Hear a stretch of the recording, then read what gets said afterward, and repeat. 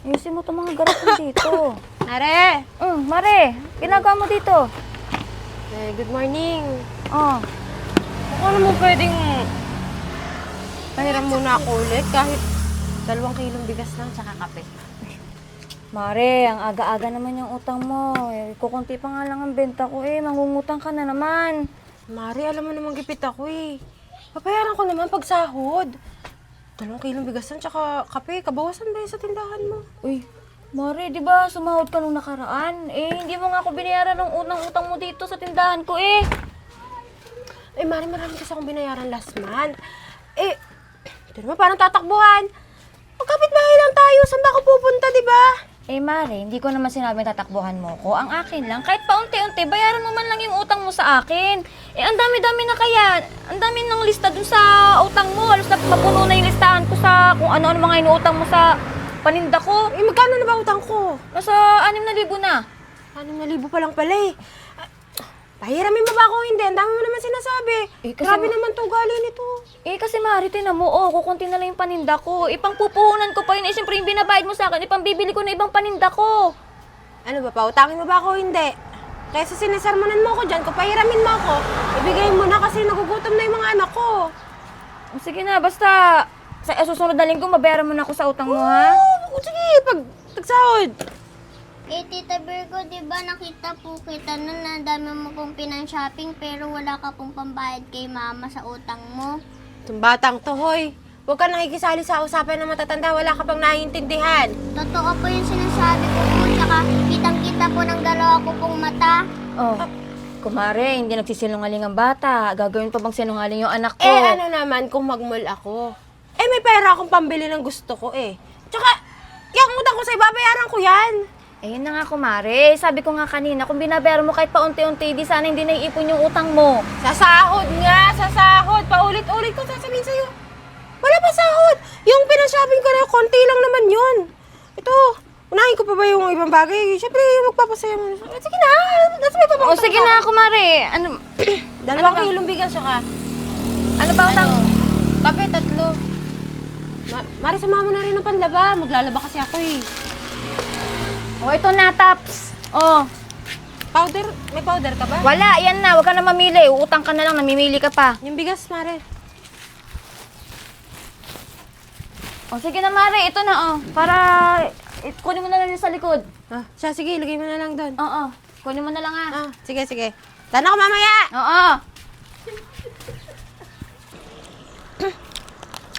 Init na. Oo. Teka lang, ba't dito pa tayo bumili ng chichirya Meron ng pad sa tapat, Paano kung bibili dyan? Lagi na lang ako siningil. Akala mo naman, di babayaran. Di, hiyaan mo kung singiling ka. Kaya nga, dito ako nabili. Kasi, maayos nagtitinda. Hindi yung akala mo kung sino na. Mas, hayaan mo na yan. Hindi naman niya malulugi Ayaw mo sa tindahan. Hoy, Virgocha, nagpapaninig ba kayo? Kung may problema kayo sa akin, pwede niyo akong diretsuhin. Hindi yung tatambay pa kayo dyan sa harap ng tindahan ko, tapos sa kabila kayo bibili. Ayan na naman Sabi ko sa'yo, di ba?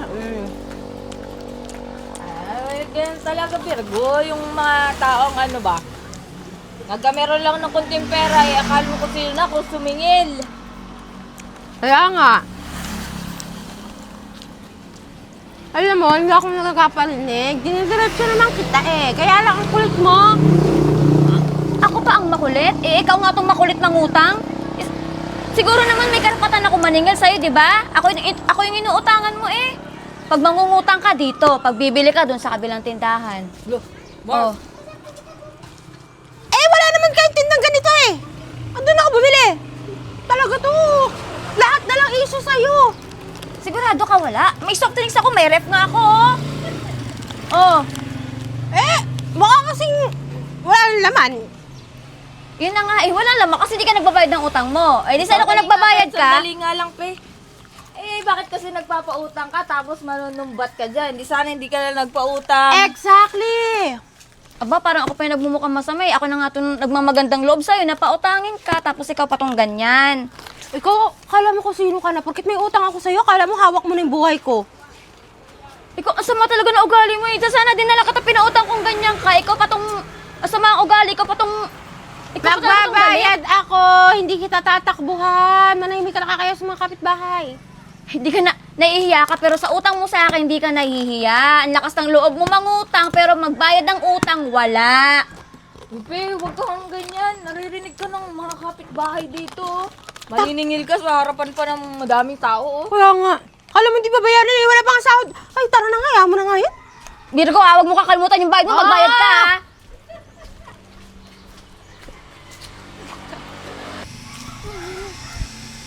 Tita Virgo, Oh, di ba po sahod muna po ngayon? oh, bakit? Kasi di ba po sabi mo po kay mama pag nakasahod ka na po, magbabayaran mo na po yung utang mo po sa kanya? Ikaw, Pia, kabata-bata mo pa. Ano ba naiintindihan mo dun sa utang ko? Huwag ka makialam dun, okay? Naiintindihan ko na po yun kasi may isip na po ako. Tsaka ang tagal na po ng utang nyo, di na po kami makabili ng paninda po namin. Pia, sabihin mo dyan sa mama mo, huwag mag-maalala, babayaran ko sa hindi mo ako kailangan paalalahanan, okay? Hindi naman po kita pinaalalahanan, nagtatanong lang naman po ako. Kaya nga huwag ka na magtanong kasi nga, issue ng mga matatanda yun, okay? Maliit lang na bagay lang naman pati yun. Kung maliit po na bagay, bakit di nyo po kayang bayaran? Ikaw na bata ka, maldita ka ha? Uy, Virgo, ano yan? Pati ba naman bata pinapatulan mo? Nak, sige na, mawi ka na muna doon. 30 pesos.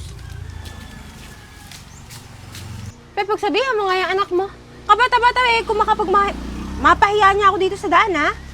Virgo, wala namang masama doon sinasabi ng anak ko, ha. Eh, hindi ko din naman gusto mapahiya ka, pero tama naman yung sinasabi ni Pia, di ba?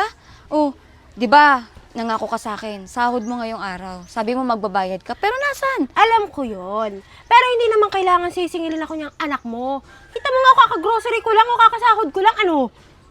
Eh na nga. Ang maganda nga doon, anak ko na naniningil sa'yo, hindi ka ba nahihiya? Magbabayad ako. Hindi kita tatakbuhan. Kailan? Ha? Hanggang kailan yung utang mo? Saka hindi ko kailangan pagsabihan yung anak ko. Wala namang problema sa sinasabi ng anak ko eh.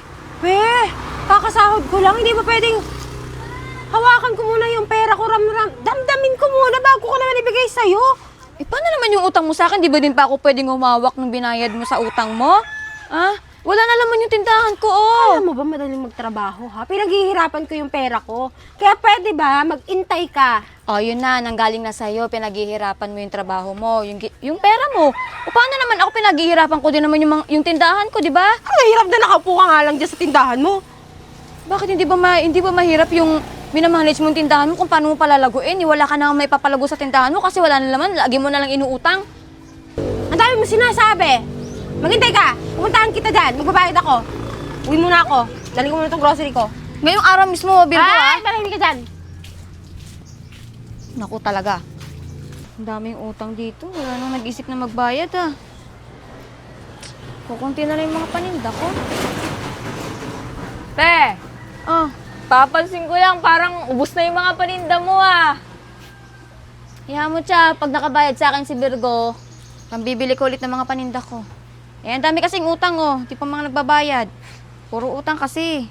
Ay naku be, lalo ka lang malulugmok niyan. Kung ako sa'yo, mas mabuti pa, isara mo na lang yung tindahan mo kasi tingnan mo yung kabilang tindahan, oh. Ang daming stock, doon na bumibili yung mga nabili ng mga grocery. Alam mo, Cha, hindi naman yan rason para isara ko yung tindahan ko. Siyempre, may mga nabili pa rin sa akin. Hindi naman pwedeng isara ko basta-basta lang. Ano ka ba? Hindi ako nawawala ng pag-asa. Alam ko, lalago pa rin yung tindahan ko. Eh, ang dami lang talagang umuutang sa akin na hindi mga nagbabayad. Real talk lang ha. Huwag ka sana masasaktan. Kaya lang, nagsasayang ka kasi ng oras mo. Eh, tulad yan, tinan mo, walang nabili. Tamo yung kabila, oh, ang daming bumibili.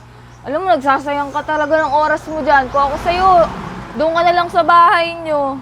Alam mo, Cha, hindi sa pagsasayang sa oras ko to. Eh, ginusto ko naman tong tindahan ko. Libangan ko na to.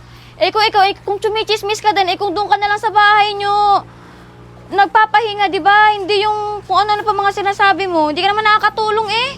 Huwag ka nang magalit. Eh, sinasabi ko lang naman totoo eh.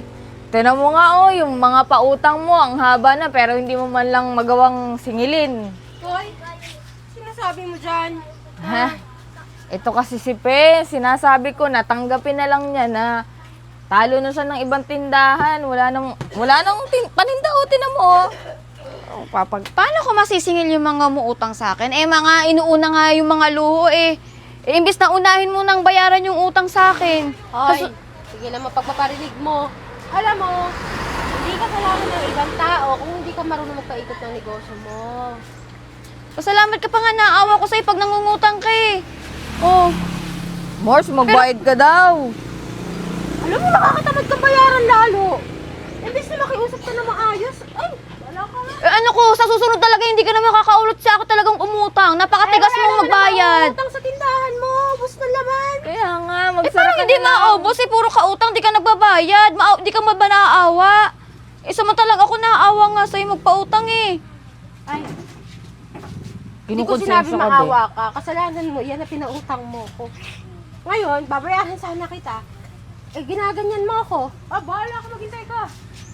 Aba, ikaw pa talaga lakas ng loob mo yan. Oh. Kung wala kang maganda sabihin, pwede ba umalis ka na nga? Ay, alis talaga ako. Malas ka sa tindahan ko eh. Ay, hindi talaga kita babayaran. Tara na, Virgo, napag-aksaya ng oras yan. Tara doon sa kabilang tindahan. Ah, tara, doon tayo. Gali talaga nito. Nakakilig talaga tong single and fair. Virgo, Magandang hapon. sinama ko na pala si Kap. Bakit? Eh, paano Kap? Nagmamatigas tong bayaran ako eh. Kung ano na pa sinasabi kanina sa tindahan Ka, ko. paano ba naman? Ikaw talaga, babae ka. Paano mo babayaran niya? Babayaran ko na sana. Eh, inaway-away ako, Kap. Eh, pupunta nga sana ako sa'yo, magre-reklamo ako. Eh, pinapahiya ako niyan lagi sa mga kapitbahay. Teka lang, Virgo. Ikaw pa may ganang magalit? Eh, nakita ko yung haba ng listahan mo. Nakaraang buwan pa yun. Kap, sabi ko lang, magbabayad sana ako. Ay, anong ginawa niya? Pinapahiya ako sa mga tao. Ay, talaga ba, Virgo? Magbabayad ka? Eh, nilapitan mo nga lang si Chay kasi nakakarinig ka ng mga chismisa namin Bakit dalawa. pinagchichismisan nila ako. Narinig ko, pinag-uusapan nila ako, Kap. Ay, napakasinungaling mo talaga, Virgo. Hindi ka lang mandaraya. Napakasinungaling mo pa. Oh, dapat nga, wala na akong utang kasi sinisiraan mo ko eh. Teka lang, Virgo. Hindi ka naman pag-uusapan kung binayaran mo agad eh. Ang problema kasi sa'yo, nakakabili ka ng kung ano-ano, uutang ka sa iba, tapos di mo kayang bayaran. Kap, wala na kasi akong pera dito. So, Nagbayad ano- ako ng Ano parcel. gusto mong gawin natin? Doon tayo sa opisina ko mag-usap? Kap naman, parang, di ba crush mo ko dati? Alam ba mo na to? Eh, Virgo, may asawa na akong tao. Mamaya makarating sa asawa ko yan eh. Mas maganda naman ako sa asawa mo eh. Tsaka ikaw talaga, panira ka. Kap, wala na akong pera oh. Mga 2,000 na lang laman ng wallet ko oh. Mapawawid ko pa doon ng parcel ko. O, kita mo? Sige na, kunin mo na. Pwede. Kap naman. Wala na ako matitira, matagal pa yung sahod ko. Kap, ayaw atang magbayad eh. Isama mo na lang ka sa opisina mo to. Bayaran mo na. Ngayon, kung may mga problema ka sa mga gastusin mo, problema mo na yun. Yung kulang mo kay Pe, kailangan mong bayaran yun. Oh, narinig mo yun? Akin na. Bigay mo na sa akin. Akin Kulang na. pa to. Akin na. Ganito lang, Virgo. Pag wala kang gawa mamaya, pwede kang pumunta sa opisina ko. Bakit? Uy, ano nangingiting-giting mo? Kap, wala pa akong pambayad niya. Sasahod na ulit yung bayad dyan ha. Kaya sa opisina ko, para pirmahan mo yung kasalita natin. Kailangan, pagkasahod mo, i-full payment mo yung bayad kay Pe. Uy, Cha! Halika rito! Halika rito, Cha! Yan, Kap. Isa pa yan si Cha. Hoy, Napaka number 1 na chismosa niyan. Yan, number 2 yan. Chismo ka sa kaden, kaya ka naman sinichismis. Pautang muna ako ng 3,000 para mabayaran ko na to. Ayoko na magpirma-pirma sa barangay. Sige na nga. Uy, teka lang. Hindi 3,000 ang kulang mo. 4,000, 6,000. Oh, 2,000 lang to. Utang na ako. Ano ka ba? Alam mo namang wala akong trabaho eh. Kaya nga hindi ako nangungutang eh. Ay, Kap, ipabarangay din to. Barangay din to. Kaya nga pala, Bakit Cha. ako lang? Cha, Kasali ako. may mga reklamo rin sa'yo. Napaka-chismosa mo ha. Nakakasira ka ng ibang pamilya. Taga-sulsul yan, Cha. Eh, napaka-chismosa niyan. Sa barangay. Dalawa tayo ha, hindi ako lang. Eh, tigil-tigilan mo na yung kakachismis mo ng mali para hindi na kayo mapunta ng barangay. Mamaya ha, pirmahan mo yung pag-uusapan natin doon. Narinig mo yon? So, paano Pe? Mauna na ako ha. Oh, sige, Kap. Salamat, Kap, ha. Aantayin kita doon. Hindi mo kakalimutan yung 4,000 mo, ha? I-chismis mo nga si Kap na may gusto sa akin para ano. Pero, Pili ko may gusto. saan mo na? Wala lang ako, siningil lang ako ng pena yan. Ako talaga, hindi na talaga ako bibili sa tindahan. Kap!